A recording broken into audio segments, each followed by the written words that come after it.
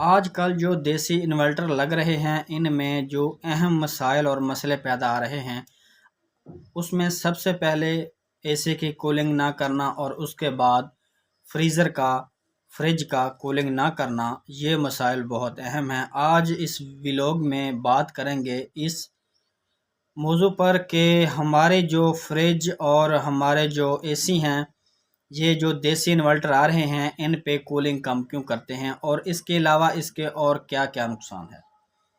तो सबसे पहले जनाब बात करते हैं कि आजकल देसी इन्वर्टर जो हैं, ये बामुकाबल हाइब्रिड के या बैटरियों वाले इन्वर्टर के बहुत ज़्यादा सस्ते हैं।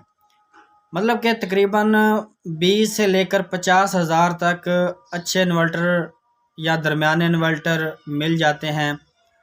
तो उसके बाद 7 किलोवाट और 10 किलोवाट जो कि आम मार्केट में 30 से लेकर 50,000 तक अवेलेबल हैं।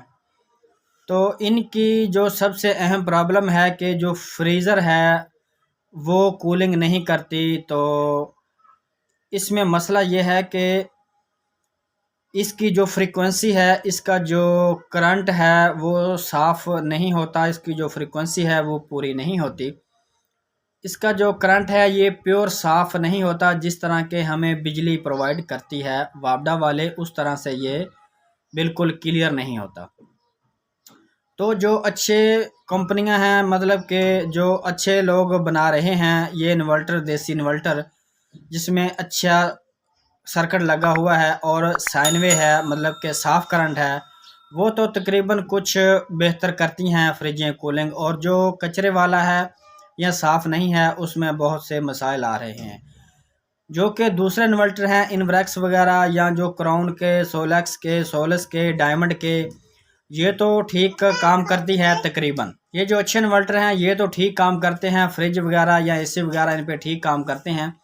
लेकिन जो देसी इन्वर्टर आजकल बहुत ज़्यादा लग रहे हैं कि लोग कहते हैं कि दिन दिन के वक्त जो लोड है वो हम सोलर से फ़ायदा उठा लें और रात के वक्त हम वापडा पे शिफ्ट हो जाएं, जिसमें हम दिन के वक्त फ्रिज, इस्त्री, वॉशिंग मशीन, कूलर, पंखे वगैरह सब कुछ जो है ना, ये हम दिन के वक्त सोलर पर ये करंट हम इस्तेमाल कर लेते हैं, सोलर से फ़ायदा उठा लेते हैं। तो अगर आप का फ्रीज़र जो है ये कूलिंग ठीक नहीं कर रहा और आपका एसी कूलिंग ठीक नहीं कर रहा, तो सबसे पहले आपका जो सेट है, आपका जो इन्वर्टर है, इसकी फ्रीक्वेंसी पूरी नहीं है, इसका जो करंट है ये प्योर साइन वेव नहीं है। तो आपको चाहिए कि किसी अच्छी कंपनी का इन्वर्टर लें, किसी अच्छी कंपनी का प्योर साइन वेव इन्वर्टर लें, जिससे कि करंट साफ़ हो और कारकर्दगी बेहतर हो।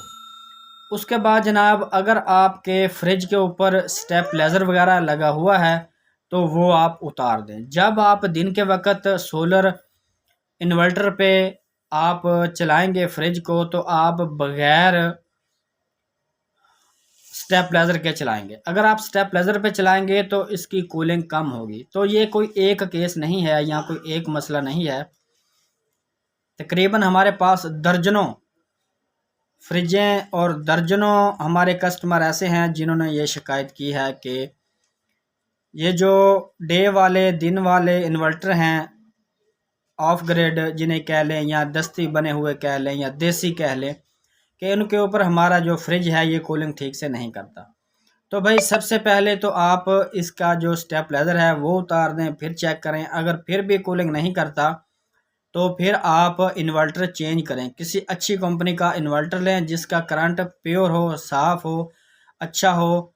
तो फिर आप उसको इस्तेमाल करें तो इंशाल्लाह आपका जो इन्वर्टर है जितना अच्छा होगा उतना ही आपका फ्रिज और एसी कूलिंग ज़्यादा करेगा। आपकी फ्रिक्वेंसी का पूरा होना लाजमी है। बाज़ार में जितने इन्वर्टर आपको देसी नज़र आते हैं, इनमें तकरीबन अक्सर व बेशतर की जो फ्रिक्वेंसी है ये पूरी नहीं है, जिसकी वजह से मोटर पानी भी कम देगी आपकी और जो छत वाला पंखा है उसकी स्पीड भी कम होगी। इसी तरह फ्रिज भी वर्किंग कम करेगी और एसी भी कम कूलिंग करेगा।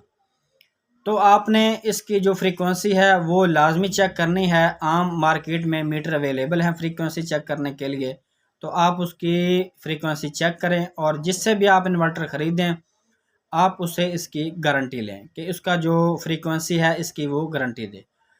तो जनाब उम्मीद करते हैं कि आपको समझ आ गई होगी कि फ्रीक्वेंसी का कितना अहम किरदार अदा है और प्योर और साफ़ साइन वेव करंट का कितना अहम किरदार अदा है। अगर आपका करंट जितना ज़्यादा साफ़ होगा, आपके पंखे, आपके मोटरें, आपकी इलेक्ट्रिक चीज़ें जिसमें सीपीयू वगैरह, कंप्यूटर वगैरह है, या जिसमें कोई लैपटॉप वगैरह है, मोबाइल का चार्जर है, और इलेक्ट्रॉनिक्स जैसे कि डीसी इन्वर्टर, एसी है, डीसी इन्वर्टर, जो फ्रिजें हैं, इनमें भी सर्किट लगा हुआ होता है, किट लगी हुई होती है। तो जितना ये करंट प्योर साफ़ होगा तो इतना ही आपको फ़ायदा, अच्छा और साफ़ नहीं होगा इतना ही आपको मसले मसाइल पैदा होंगे। पंखों का ऐसा चलना या आवाज़ देना, मोटर का पानी कम देना, या कि फ्रिज वगैरह का कूलिंग ना करना, ये तमाम तर जो मसले मसाइल हैं ये फ्रीक्वेंसी का मसला है। इन्वर्टर की फ्रीक्वेंसी जो है वो पूरी नहीं होती। उसके बाद जनाब आपने फ्रीक्वेंसी के बाद आपने ये देखना है कि फ्रिज के ऊपर स्टेबलाइज़र लगा हुआ ना हो। स्टेबलाइज़र अगर लगा हुआ है तो दिन के वक्त स्टेबलाइज़र उतार दें और उसको वोल्ट प्रोटेक्टर लगाएं, ताकि वो लो वोल्टेज की वजह से भी कोई नुकसान ना हो और हाई वोल्टेज की वजह से भी कोई नुकसान ना हो।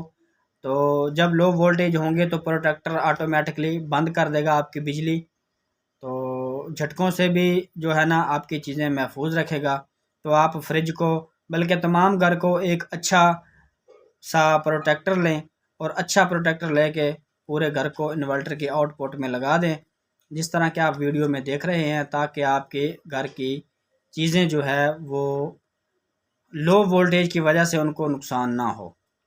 तो उम्मीद करते हैं कि आपको आज की वीडियो अच्छी लगी होगी। अगर आपको आज की वीडियो अच्छी लगी हो तो हमारे चैनल को सब्सक्राइब, वीडियो को लाइक, बेल नोटिफिकेशन ज़रूर ऑन कीजिएगा। अपना रखना ख्याल। अल्लाह हाफिज़।